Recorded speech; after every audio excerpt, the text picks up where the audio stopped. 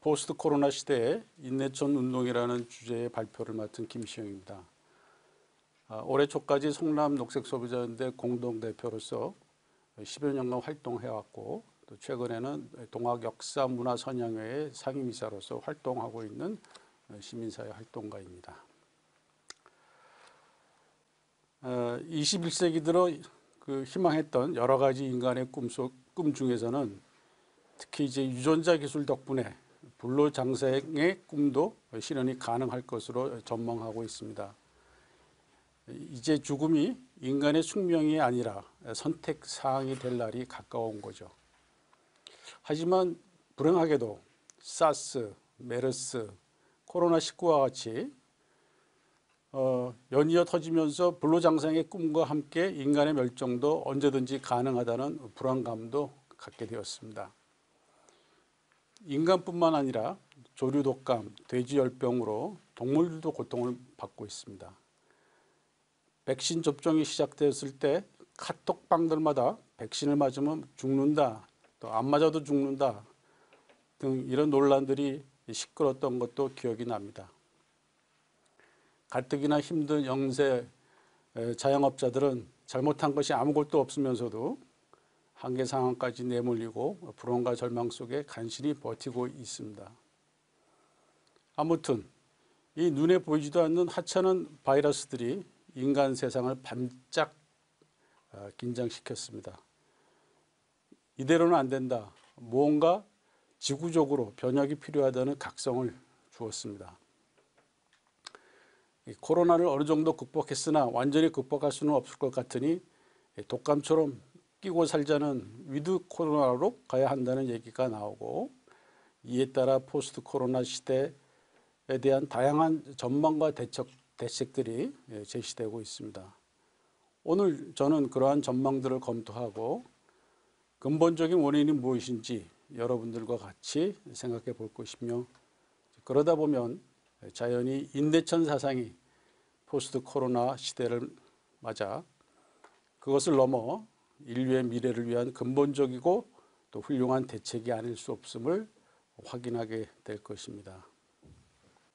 코로나 사태를 통해서 우리 인간 사회의 취약성이 드러났습니다. 첫 번째가 인간의 생물학적 취약성입니다.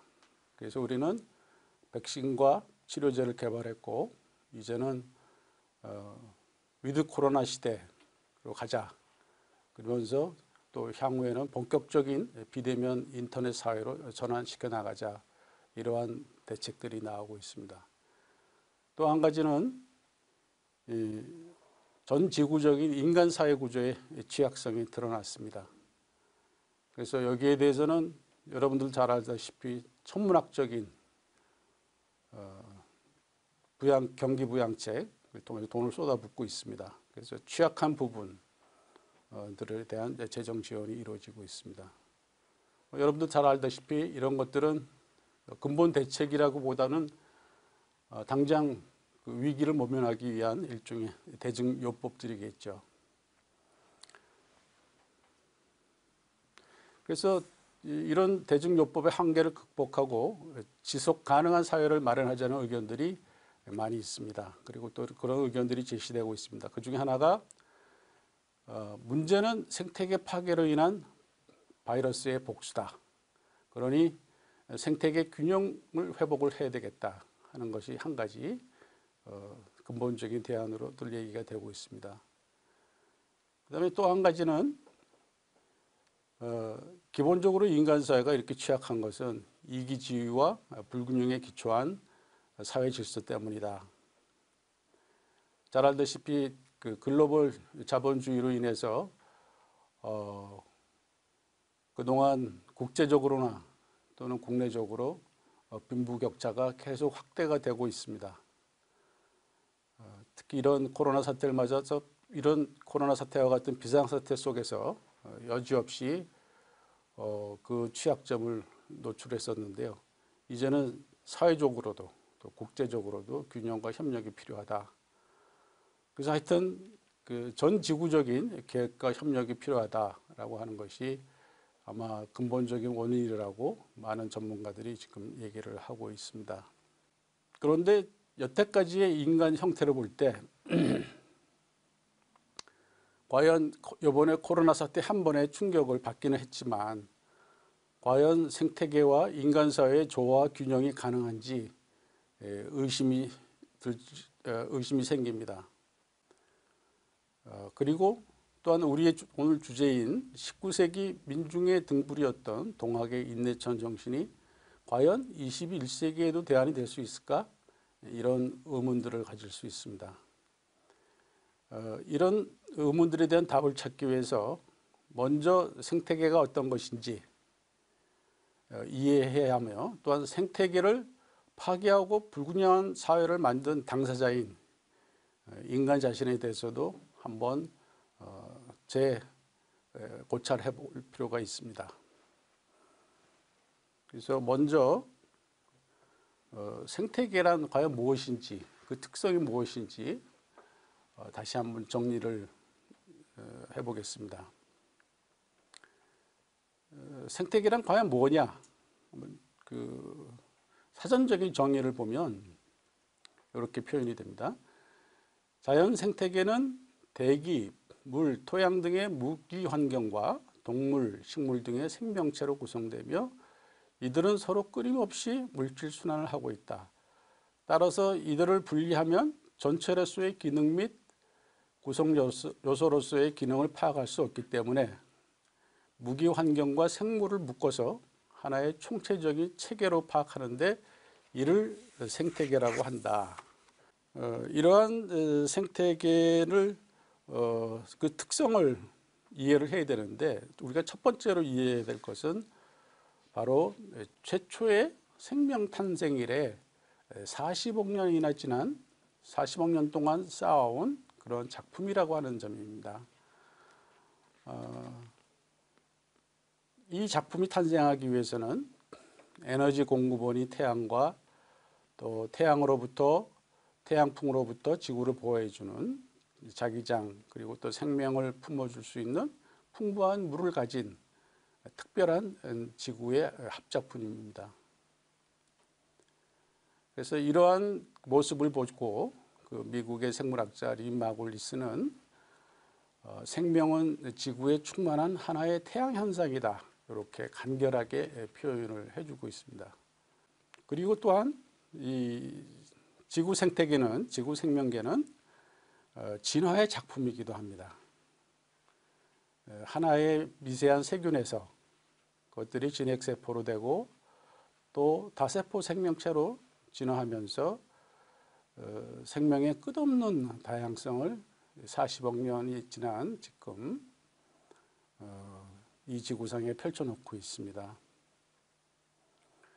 그 다음에 우리가 또 이해해야 될 부분은 이 생명체들은 먹이사슬로 균형을 유지하고 있다고 하는 겁니다.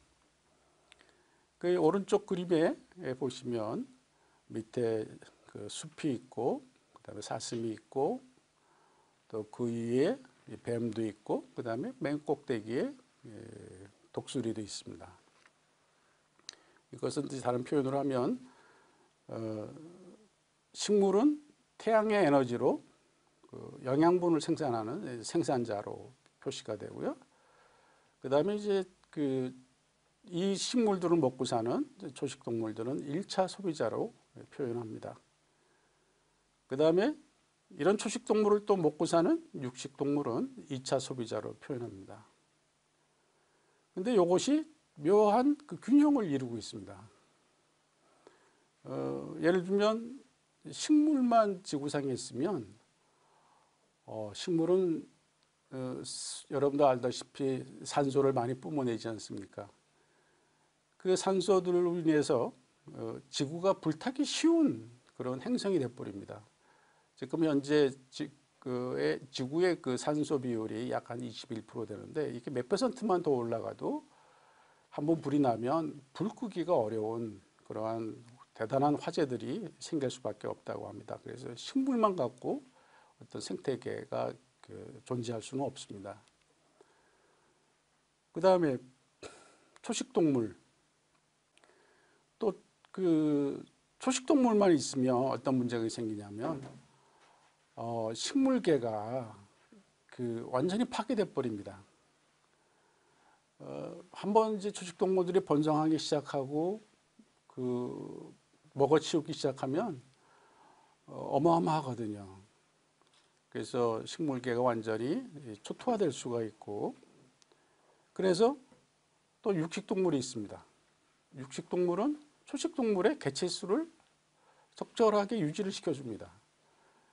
이제 다음 페이지에서 제가 하나 소개하려고 하는 사례는 미국의 옐로스톤 국립공원 사례입니다. 생태계의 다양성과 균형이 왜 이렇게 중요한지 잘 설명이 될 겁니다.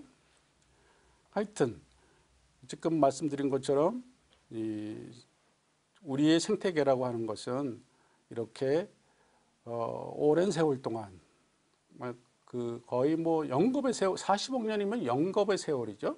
그런 오랜 기간 동안 하나하나 쌓여지고 균형 잡혀진 그러한 것이 현재 이제 생태계입니다. 근데 이제 화면에 오른쪽 그림에 보면 하나 안 보이는 것이 있습니다. 소위 미생물들이 안 보입니다. 미생물이라고 하면 이제 박테리아와 이제 바이러스를 얘기하는데, 우리 코로나로 해서 겪었던 것이 이제 바이러스였죠. 그것들도 다 얽혀 있는데 우리가 일반적으로 먹이사슬 그림을 통해서 보면 그런 것들은 이제 등장하지 않습니다. 그래서 제가 다른 그림으로 같이 한번 또 생각을 해보겠습니다. 이것은 생태계의 완전한 모습이 아닙니다.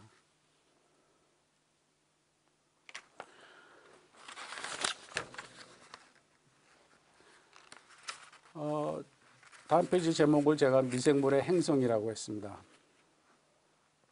인간의 행성이 아니고 미생물의 행성이라는 말을 씁니다. 먼저 이제 그림을 보시면 보통 이제 왼쪽에 밑에 공통조상에 있고 세균, 고세균이 있고 세균들의 연합으로 이제 진핵세포가 되고 그 외에 식물계, 군계, 이제 동물계가 등장을 하는데, 이것이 이제 우리가 일반적으로 보는 지구 생명 체계에 대한 개념도입니다. 그러나 좀 더 자세히 들여다보면 오른쪽 그림이 맞습니다. 거기 보시면 세균과 고세균이 동그란 원으로 되어 있습니다. 그 안에 식물계가 있고 균계가 있고 동물계가 있습니다. 이 말은 다른 얘기로 표현하면 실질적으로 지구에 이 미생물들이 분포하고 있는 부분은 저 지하 3km나 되는 땅의 속에서도 미생물들이 발견이 되고, 바다는 물론이고 육지 표면은 물론이고 저 공중 수십 킬로까지에도 이 미생물들이 퍼져 있습니다. 그야말로 지구 구석구석 이렇게 퍼져 있는 것들이 이런 미생물들입니다. 그 속에 식물 또는 동물, 그다음에 곰팡이류 이런 것들이 이제 존재를 합니다. 그 모습을 우리는 왼쪽의 모습이 아니라, 왼쪽의 모습은 마치 세균과 고세균은 지나간 과거에 하나의 바탕이었다, 이런 정도로 이해할 수 있는데 그게 아닙니다. 그래서 이런 얘기를 잘 표현해주고 있는 아까 또 인용했던 린마골스를 다시 한번 보면, 그의 말씀을 들어보면요, 이렇습니다. 모든 생물은 진화를 계속하는 미생물이 교묘하게 조직화된 정교한 집합체라고 할 수 있다. 이 말은 무슨 뜻이냐면 진화의 왼쪽 그림에서 본 것처럼 세균과 고세균이 공생을 해서 이제 진핵세포가 되는데, 이제 진핵세포가 이제 분열하고 서로 조화롭게 공생하면서 식물도 만들어내고 동물도 이제 만들어내는 거지 않습니까? 그러나 그 이전에 보면 진핵세포 자체가 그 안에도 그 세균에 해당하는 미토콘드리아가 수천 개씩이나 들어가 있고 또 그 원래 진핵세포가 탄생한 배경도 세균들의 공생에 의한 것이고 결국은 이런 미생물들이 이런 미생물들이 만들어낸 작품이다라고 이제 얘기를 하고 있는 겁니다. 미생물은 진화의 사다리에서 가장 아랫부분을 차지하고 있지 않다. 미생물은 우리와 함께 있으며 우리는 그들에게 둘러싸여 있다. 그러니까 왼쪽 그림이 아니라 오른쪽 그림이다 라고 하는 거죠. 이 점을 우리는 늘 잊지 말고 살아야 됩니다.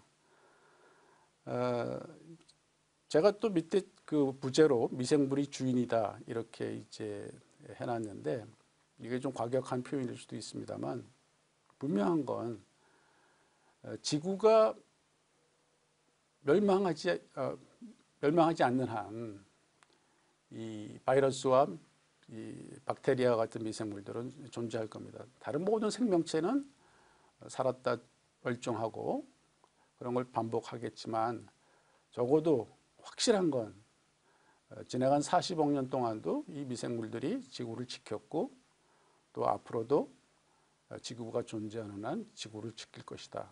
그런 의미에서 우리는 미생물이 주인이다 라고 얘기할 수도 있을 것 같습니다. 그 다음에 바이러스에 대해서 좀 살펴보겠습니다.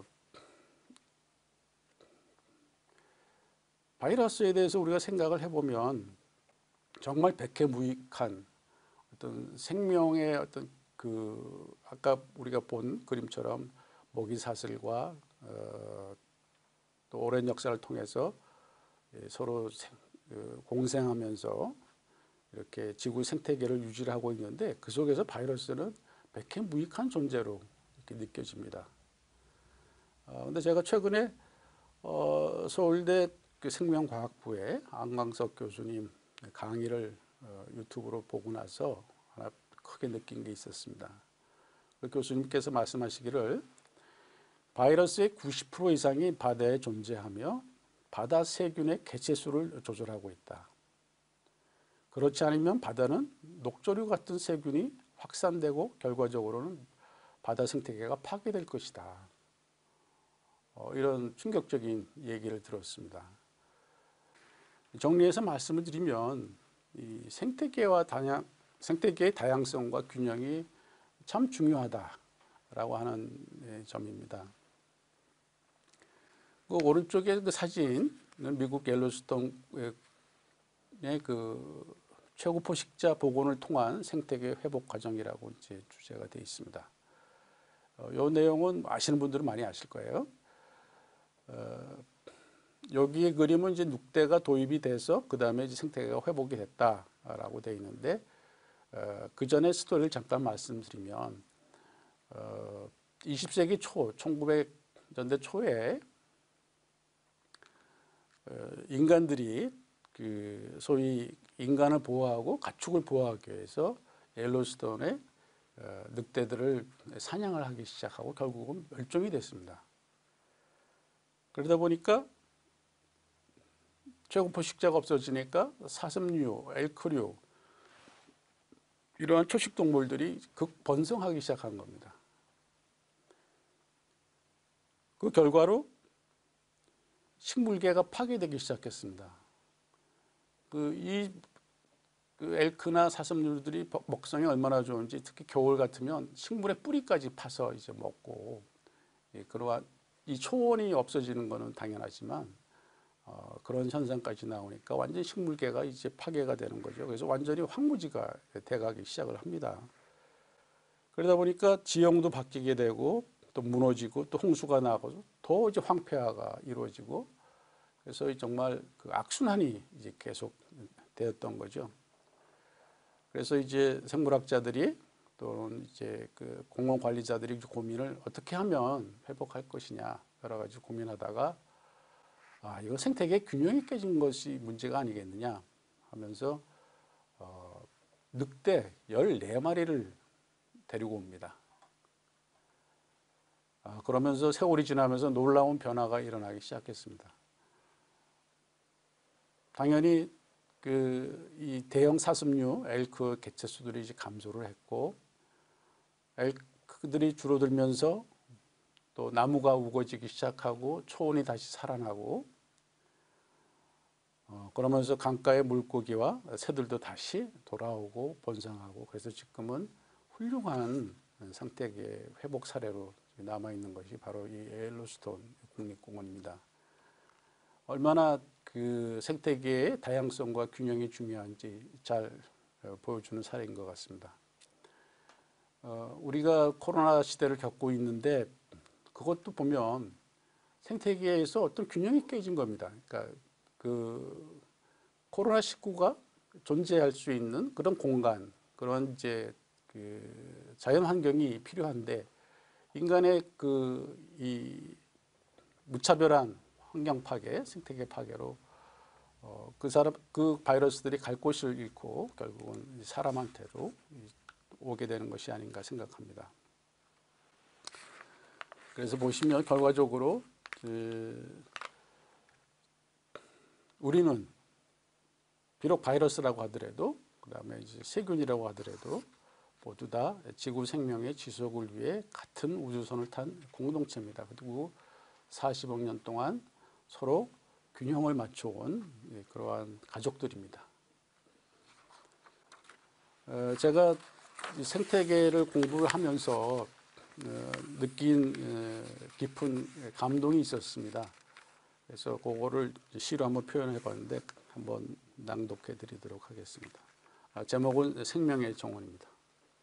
저 물속의 잉어며 붕어며 저 물가의 갈대숲이며 그 위를 날아다니는 나비와 비둘기들을 하며, 그리고 여기에 서서 그 모든 것을 바라보고 있는 나, 우리 모두는 같은 달 아래 같은 조상의 후손들, 태초에 생명이 있은 이래 생명이 낳고 또 낳아 잉어 삼촌, 붕어 이모, 갈대 누이, 나비 조카, 비둘기 고모, 그리고 나. 서로의 다름만 알았을 때는 잊고 있었던 사랑의 감정이 마치 이산가족 상봉 때처럼 애잔하다.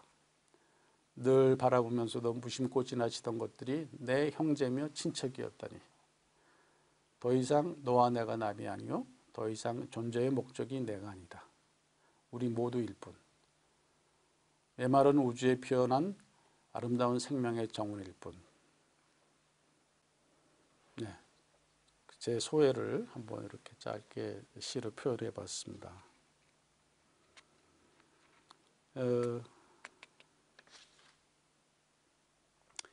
이러한 아름답고 또 떼려야 뗄 수 없는 우리 지구 생태계를 우리 인간들은 열심히 파괴하고 있습니다. 그 파괴 실태를 보면 오른쪽 그 그림은 브라질의 아마존 지역이 불타고 있는 사진입니다. 인간이 얼마나 파괴적이었던가는 아무도 정확하게 모르지만, 지난 5만 년 정도의 세월 동안 우리가 가는 곳이면 어디에서나 짐승들이 사라져 버렸고, 인간 때문에 멸종한 동물들이 수없이 많습니다. 그것도 놀랄 만큼 엄청난 수의 동물들이 사라졌다. 시카고 대학의 화석학자 데이비드 라우프에 따르면 생물학 역사 전체를 통틀어서 지구의 멸종 속도는 평균 4년마다 한 종이 사라지는 정도라고 한다. 최근의 추정에 의하면 오늘날 인간에 의한 멸종은 그보다 최대 12만 배나 된다고 한다. 네, 거의 모든 곳의 역사를 쓴 빌 브라우슨이 한 말입니다.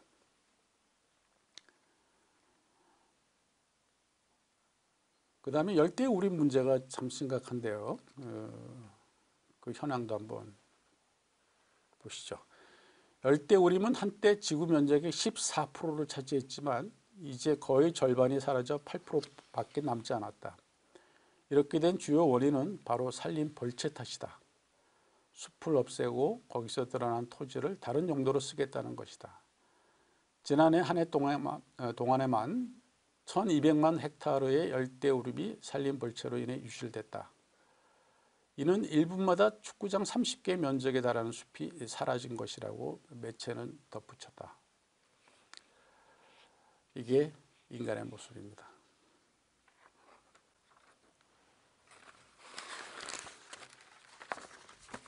이러한 인간의 모습에 대해서 많은 사람들이 실망을 하고 인간은 암세포 아니냐, 지구 생명계에서 암세포 아니냐 이렇게들 많이들 얘기하는 사람들이 있습니다. 생태 문제에 있어 근본주의자라고 할 수 있는 심층 생태주의자 데이브 포머는 인간을 지구의 암세포라고 표현을 했습니다. 인간에게는 그 야누수적인 두 가지의 모습이 겹쳐 있습니다. 우리가 정말 생태계의 보호, 지구 생명의 보호를 위해서는 다른 무엇보다도 너 자신을 알라는 얘기처럼 우리 인간에 대해서 다시 한번 생각해 봐야 됩니다. 그래야지만 어떤 우리 앞으로의 그 대책도 적절한 것이 나오지 않겠냐 생각합니다.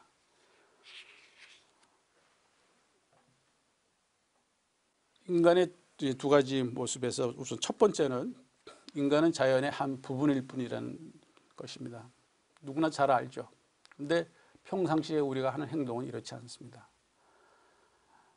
평상시에는 우리는 자연을 지배하고 있다, 자연을 초월하고 있다 이런 식으로 이제 행동을 합니다. 그러다가 어느 순간에 정말 뼈저리게 우리는 결국은 자연의 한 부분이구나 하는 걸 느끼게 됩니다. 그것은 바로 죽음입니다. 세상 모르고 살다가 노쇠하고 죽음에 이르러서 병상에 누워서 죽음을 기다리고 있으면 그때 이제 처절하게 느껴지는 거죠. 아, 인간 역시 자연의 한 일부분이구나. 밑에 나와 있는 그림들은 인간이 쭉 진화하면서 자연의 한 부분으로서 이렇게 성장해온 모습들을 보여줍니다. 특히 이제 오른쪽 그 그림은 소위 그 린네의 그 생물 분류 중에서 사람과에 해당되는 그림입니다.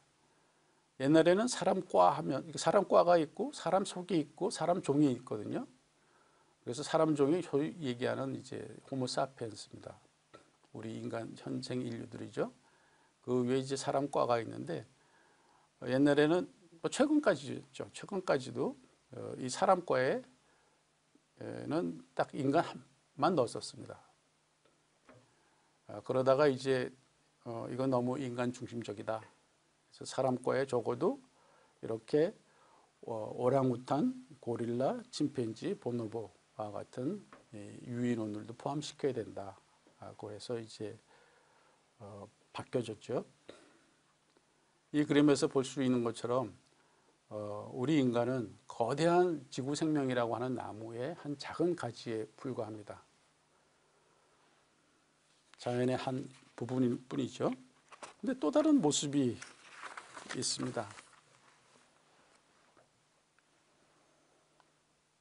오른쪽 그림에 지구를 벗어나서 우주로 가려고 하는 그런 인간의 모습이 하나가 있고요. 소위 그 공간의 한계를 벗어나고자 하는 그런 인간의 모습입니다. 그 다음에 밑에 사진은 뭐냐면 거기 이 사진은 제가 미리 설명을 드리죠. 인간은 시간의 한계를 극복하여 영원한 삶을 살고자 끊임없이 추구해 왔으며 이제 과학 문명의 발달로 그 실현을 목전에 두기에 이르렀다. 2011년 2월 미국 시사주간지 타임즈는 2045년이 과학의 기하급수적 발달로 인간 불사의 특이점이 될 것이라고 하는 표지를 게재하기도 했다. 2045년 되면 여러분들 죽음을 선택할 수 있는 기회가 생깁니다. 이런 주장의 그 배경에는 인간의 과학의 발전이 또 그 유전자 공학이나 또 기타 관련 모든 학문들의 발전이 지금 이렇게 그 V자 곡선을 그리면서 올라가는데 2045년 되면 그 이후에 어떤 우리가 과학의 발전이 올지 알 수 없을 정도로 날아간다는 겁니다. 그런 속에서 결과적으로 우리 인간의 문제점, 또 우리 인간의 한계를 특히 이제 수명과 관련해서 어떤 극복해낼 수 있지 않겠냐라고 전망하고 있는 거고, 이것이 이제 2011년도 얘기인데 최근에 여러 가지 유전자 연구 속에서도 그러한 성과들이 하나둘씩 나오고 있는 걸로 알고 있고, 이제는 이게 장사가 되겠다.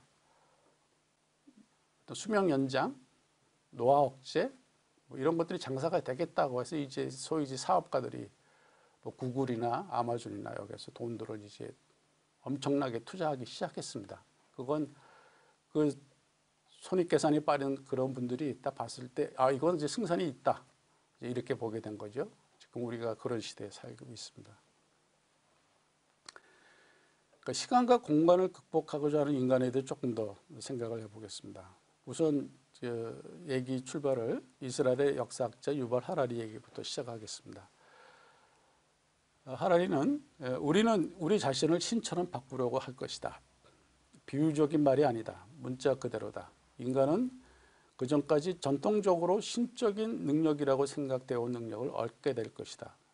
인간은 아마도 조만간 생명체를 자의에 따라 설계하고 만드는가 하면 자기 마음속에서 직접 가상의 현실을 옮겨다니고 수명을 극적으로 늘리며 자기가 바라는 대로 몸과 정신을 바꿀 수 있게 될 것이다. 이렇게 이제 얘기를 하고 있습니다.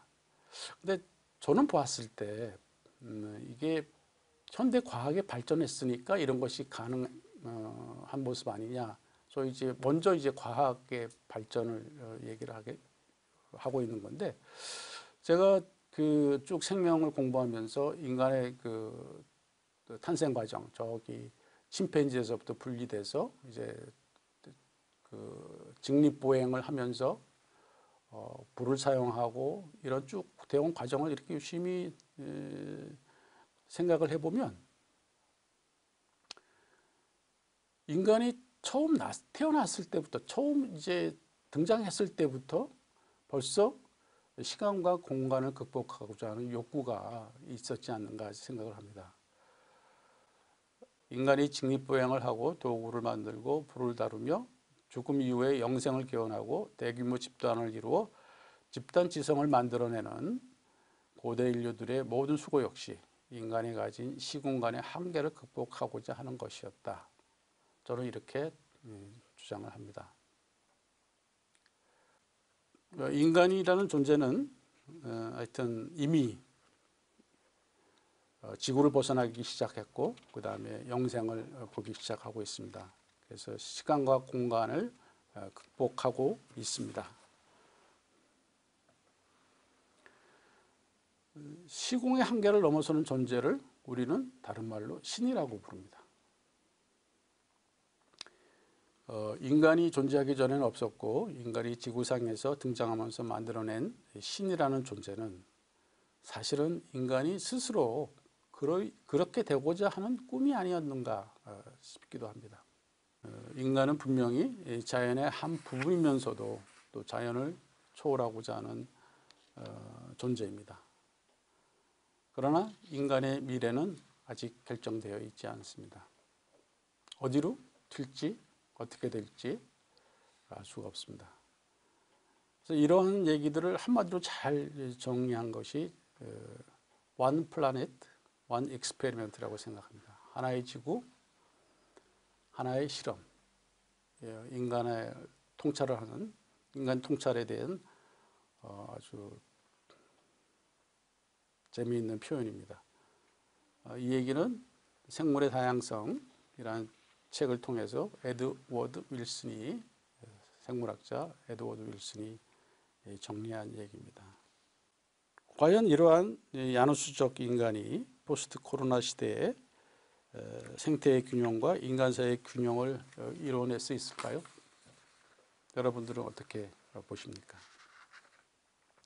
이 대목에서 오늘 발표자는 인내천 사상의 역할이 기대됩니다. 먼저 이러한 고민을 하고 있는 심층 생태학부터 살펴보고자 합니다. 심층 생태학의 답을 한번 같이 생각해 보시고 그 다음에 인내천 사상이 과연 무엇인지 이미 앞에 강좌에서 충분히 설명이 됐을 겁니다. 그러나 오늘은 그 요점 또는 다른 인간의 차원의 의식과 비교하면서 간략하게 훑어보고자 합니다. 오른쪽 사진의 그림은 노르웨이의 그 심층 생태학자, 철학자인 아르네 네스의 사진입니다. 벌거벗은 채 숲속에서 사진을 찍었습니다. 인간이 어떻게 살아야 될지 모습을 극적으로 표현해 준 사진이라고 합니다.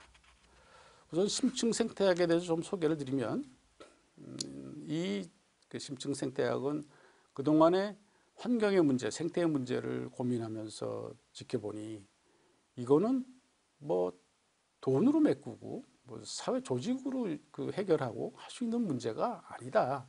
기본적으로 인간의 의식이 바뀌어야 된다라고 이제 고민했던 사람들입니다.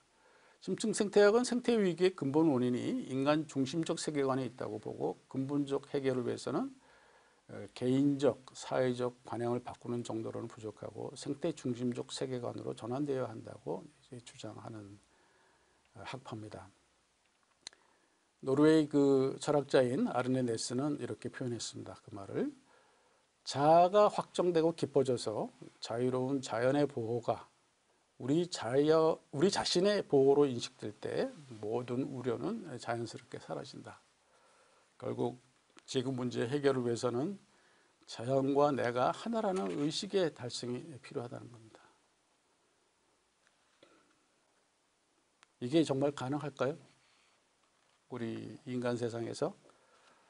하여튼 심층 생태 철학은 여기까지 우리 의식이 가지 않으면 모든 환경 문제나 인간의 문제가 근본적인 해결이 어렵다 이렇게 보고 있습니다. 이러한 심층 생태 철학의 대안과 인내천 사상이 다르지 않습니다. 그 인내천 정신을 잠깐 살펴보도록 하겠습니다. 인내천 정신은 그 세 글자에 국한되지 않습니다. 그 앞뒤 배경이 있고 그런데 그 전체적으로 한번 볼 필요가 있습니다.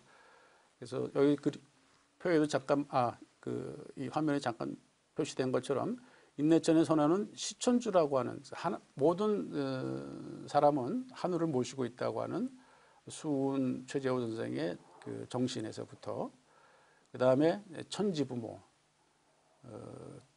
하늘과 땅이 부모님과 다름이 없다라고 하는 천지부모 사상 속에서 이제 모든 것이 그 하늘이다. 인내천이고 사람이 곧 하늘이고 또 그 다음에 사사천 물물천 일마다 하늘 아는 것이 없고 모든 사물마다 하늘 아닌 것이 없다라고 하는 범천론으로 이어지거든요. 그래서 인내천은 단순히 인내천 세 글자가 모두 끝나는 것이 아니라 그 앞뒤로 시천주, 천지부모, 사사천물물천 이런 것들이 쭉 같이 존재합니다. 그리고 이러한 정신에서 그 사천지 여사부모하라, 천지를 부모와 같이 섬겨라, 또 사인 여천하라, 사람을 하늘처럼 섬겨라, 경천 경인 경불하라, 하늘을 공경하고 사람을 공경하고 모든 생명체와 사물을 공경하라, 또 향하설이하라, 세상에 다른 우상 숭배나 다른 숭배를 하지 말고 또 다른 제사를 지내지 말고 내가 하늘인 것을 스스로 인정하고 나에게 제사를 지내라. 그러한 말씀. 그 다음에 수심정계 마음을 지키고 기운을 올바르게 하라. 이런 이제 인내천의 덕목이 같이 있는 겁니다. 여기서 한 가지 좀 더 강조할 점은 천지부모 얘기입니다. 이 부분은 왜 중요하냐면 아까 그 심층 생태 철학에서 자연과 내가 하나라고 하는 의식이 필요하다라고 했는데 이 인내천의 선언과 다르지 않습니다. 그 해월 법설에 보면 이런 표현이 있습니다. 천지는 곧 부모요. 부모는 곧 천지니 천지 부모는 일체니라. 부모의 모태가 곧 천지의 포태니 지금 사람들은 다만 부모 포태의 이치만 알고 천지 포태의 이치와 기운을 알지 못하느니라. 하늘과 땅이 덮고 쓸었으니 덕이 아니고 무엇이며 해와 달이 빛이었으니 은혜가 아니고 무엇이며 만물이 화에 나으니 천지 이계의 조화가 아니고 무엇인가. 사람이 어렸을 때 그 어머니 젖을 빠는 것은 곧 천지의 젖이요 자라서 오곡을 먹는 것은 또한 천지의 젖이니라. 젖과 곡식은 다 이것이 천지의 녹이니라. 얼핏 얘기를 들으면 잘 이해가 가죠. 다 일반적인 얘기 아닌가 이렇게 생각하실지 모르겠는데, 실제로 우리 삶에서 자기 자신을 돌이켜보면 우리는 매사에 하루에도 3번씩이나 이제 식사를 하죠. 그 식사를 하면서 우리는 내가 음식을 먹는다 이런 의식을 갖고 있습니다. 근데 이러한 천지 부모의 정신에 의하면, 인내천의 정신에 의하면 그것이 아니고 하늘이 나를 먹이고 있다. 그걸 인식하라 라고 하는 것이 이 천지 부모의 뜻입니다. 말로는 이해가 가나 우리의 실질적인 생활 또는 의식은 그 수준에 못 가고 있는 거죠. 이런 것입니다. 인내천의 사상은 우리가 얘기를 들으면 이해할 것 같지만 깊이 들어가면 그 깊은 경지가 또 있구나 하는 것을 우리가 인정할 수밖에 없는 거죠. 인내천의 선언은 여기서 천지가 부모라고 하는 속에서 이제 모든 것은 그 하늘이고 그래서 사람이 곧 하늘이다라고 하는 얘기가 나오는 것을 이해하시기 바랍니다. 그래서 이러한 그 의식의 바탕에서 나오는 덕목들이 있습니다. 그 덕목들은 한번 잠깐 훑어볼 필요가 있습니다. 아까 그 사천지 여사 부모에 대한 설명을 좀 드렸고요. 소위 사람이 하늘이니 사인여천, 즉 사람을 하늘같이 섬겨라 라고 하는 말과 더불어 이제 해월 법설에 보면 여러 가지 덕목들이 나옵니다. 그대의 며느리가 배짜는 것이 참으로 그대의 며느리가 배짜는 것인가 라고 하는 소위 며느리도 하늘님이다 라고 하는 얘기가 나옵니다. 며느리도 하늘님이다 라고 하는 그 메시지 속에 특히 여자분들이 이 부분에 대해서 아주 그냥 감동들을 많이 받으시더라고요. 그 느낌이 절절하신가 봐. 저희 집사람도 이 동학이 뭔지 잘 모르겠지만 도월 김용옥이 소위 배짜는 며느리 얘기를 하면서 며느리도 하늘님이다라는 얘기를 했을 때 동학과 인내천의 정신이 무엇인구나 하는 걸 느꼈다라고 얘기하더라고요. 그러면서 이제 또 어떤 덕목들을 말씀하시냐면 도인의 집에 사람이 오든 사람이 왔다 이러지 말고 하늘님이 강림하셨다 말하라. 또 아이를 때리는 것은 곧 하늘님을 때리는 것이다. 바로 이 정신으로 해서 세계 최초로 천도교가 어린이 운동을 하거든요. 세계 최초입니다. 그 다음에 이제 또 아까 말씀드린 것처럼 하늘을 공경하라, 사람을 공경하라, 그 다음에 물건까지도 공경하라고 하는 삼경 사상이 있는데 이 부분이 아주 중요합니다. 여기에 대해서 뭐라고 얘기를 하시냐면 사람은 사람을 공경함으로써 도덕의 최고 경지가 되지 못한다. 그건 당연히 해야 될 일이다. 나아가 모든 사물을 공경함에까지 이르러야 천지 기와의 덕에 합일될 수 있느니라. 아주 중요한 메시지입니다. 특히 현대 소비사회에서 대량 소비, 생태계 파괴, 이걸 아무런 거리낌 없이 하고 있는 우리 현대에 던지는 화두입니다. 그 다음에 더 나아가서 회월 선생은 여기까지 얘기하십니다. 땅을 소중히 여기기를 어머님의 살같이 하라. 땅을 우리는 소위 그 생산의 요소로 보죠. 생산의 요소 하면 땅, 그다음에 사람, 자본 뭐 이렇게 이제 보지 않습니까? 생산의 요소가 아니라 어머님의 살같이 하라라고 하는 그런 말씀을 하고 계십니다. 정말 그 생명사상에 깊이 들어가 있지 않으면 또 이제 자연과 나와 하나라고 하는 의식에 깊이 들어가 있지 않으면 할 수 없는 얘기들인 거죠. 이런 것들이 인내천의 정신에 담겨 있는 겁니다. 이러한 인내천의 생태관을 그 해월 선생님은 이천식천이라고 하는 네 글자로 표현했습니다. 이 말은 하늘로서 하늘을 먹는다라고 하는 표현인데, 우리가 보통 이제 생태계의 모습을 얘기를 할 때 먹이사슬을 갖고 얘기하고, 그 먹이사슬은 서로 먹고 먹힘입니다.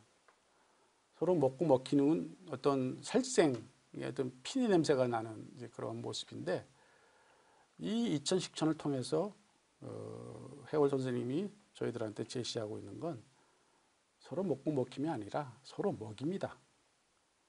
서로 생명을 키워주고 하는 것이 우리 생명계의 실상이다. 거꾸로 뒤집어서 봐라라고 이제 얘기를 하고 있습니다.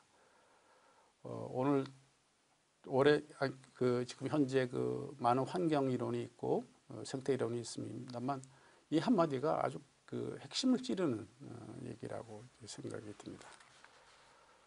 이런 것들이 인내천 사상에 다 포함이 되는 것들입니다. 이렇게 넓고 깊은 인내천 사상이지만 그동안 두 가지 오해가 있었던 것 같습니다.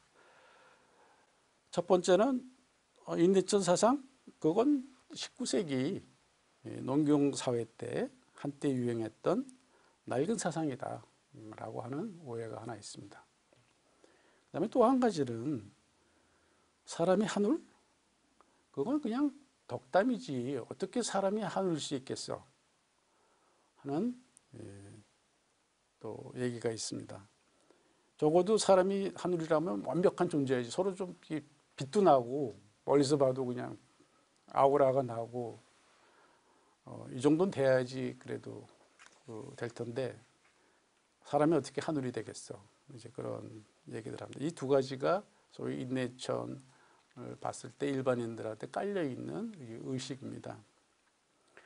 그래서 이러한 오해를 극복하기 위해서 의식의 차원에서 한번 설명을 좀 드리겠습니다. 의식의 차원이 몇 가지가 있다고 저는 가정을 하고 있는데, 그 비교해서 설명을 드리겠습니다. 첫 번째 의식은 동심원적인 의식입니다. 저는 이걸 2차원적인 의식이라고 보는데, 그 그림처럼 가운데 나가 있고 나를 중심으로 해서 가까이 친구가 있고 가족이 있고 또 그 다음에 사회가 있고 그 다음에 국가가 있고 또 자연이 있고 우주가 있습니다. 소위 그 나 중심의 세계관인 거죠. 왜 이런 세계관이 생기냐면, 평면적인 의식에서 쳐다봤을 때 보이는 건 나하고 나가 아닌 것이거든요. 그 아닌 것들을 이제 순서를 매겨서 가까이 있는 것부터 이제 세상을 이제 바라보는 그런 의식입니다. 2차원적인 의식이죠. 그래서 여기 대표적인 그 2차원적인 의식이 이제 아와 비아의 투쟁, 역사는 아와 비아의 투쟁이다. 아놀드 토인비를 제가 너무 무시하는 얘기가 될지 모르겠지만, 그건 진짜 2차원적인 사고방식의 대표적인 표현입니다. 그 다음에 또 한 가지는 인간의 의식을, 인간의 역사를 생존 경쟁으로 보는 의식입니다. 이런 것들이 실질적으로 우리 사회를 지배를 하고 있는데요. 이런 것들을 동심원적 의식이라고 저는 이제 명명을 해봤습니다. 그 다음에 이제 그 의식은 현대 과학 문명의 일반적인 의식이기도 합니다. 네트워크 의식입니다. 이거는 평면에서 그 보이지 않는 선으로 서로 이제 연결되어 있다라고 하는 점에서 3차원적인데, 우리 현대의 과학 문명이 여기까지는 얘기를 하고 있습니다. 서로 다 얽혀 있고, 그래서 우리는 같이 돌아가고 있다. 이런 얘기들을 하고 있습니다. 그러나 여전히 인간 중심적인 사고에서 벗어나기가 힘듭니다. 그 다음에 이제 인내천 의식입니다.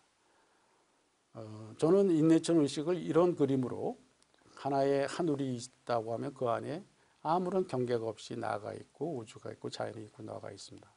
저희 부경계의 차원이라고 저는 생각을 합니다.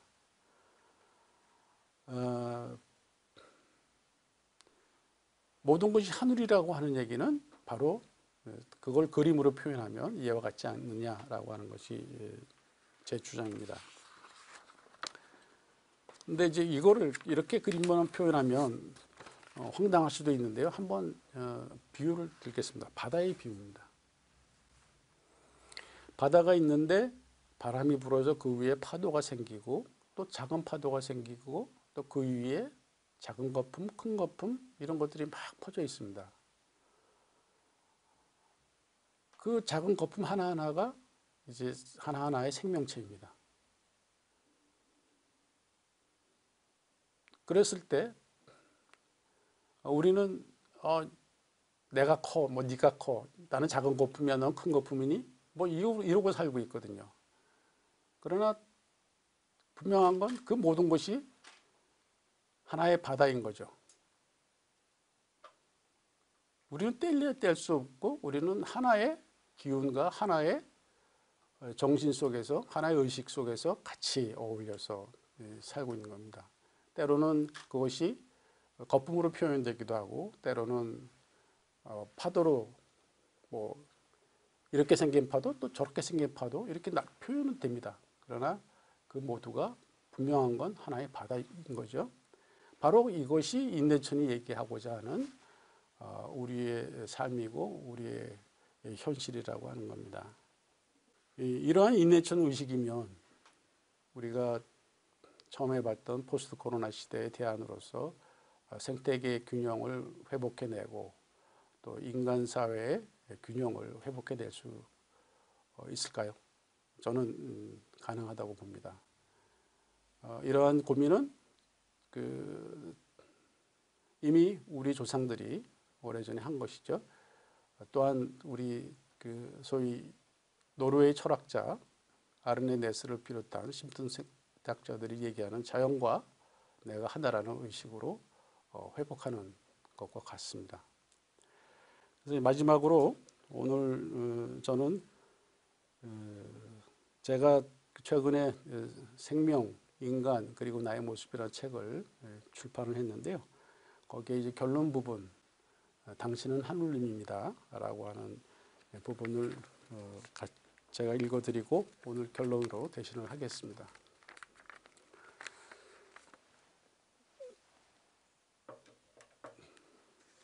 자연의 한 일부분일 뿐인데 자연을 초월한 존재로 믿고 지구 생명의 번성을 위해 존재하는데 자기 자신을 위해 존재하는 것으로 생각하고 나와 세상의 경계는 희미한 것인데 완전히 분리된 것으로 착각하고 온 세상이 나를 먹여 키워주는데 스스로 먹는 것으로 알고 지구 생명체들이 나와 한 형제 자매인데 남남으로 알고 있다.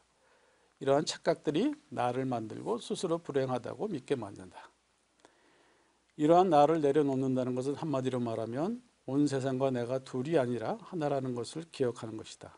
나를 내려놓을 때 생명의식의 종수라고 할 수 있는 해월 제시형의 천지부모와 사람이 하늘이라는 정신이 마음으로 받아들여질 것이라고 생각한다. 우리가 누구이며 어떻게 살 것인가는 서양도 아니고 중국도 아니고 인도도 아닌 이 땅의 선조들이 이미 160여 년 전에 이 땅에서 동학의 이름으로 밝혀놓았다. 당신은 하느님입니다. 이 메시지는 이 땅의 척박한 정신세계를 일깨워 꽃 피울 것이며 더 나아가 동북아시아는 물론 지구의 선한 민중들이 하나가 되어 지구 생태계의 회복과 지구 평화를 달성하는 데 있어 등불이 될 것이다. 네, 감사합니다.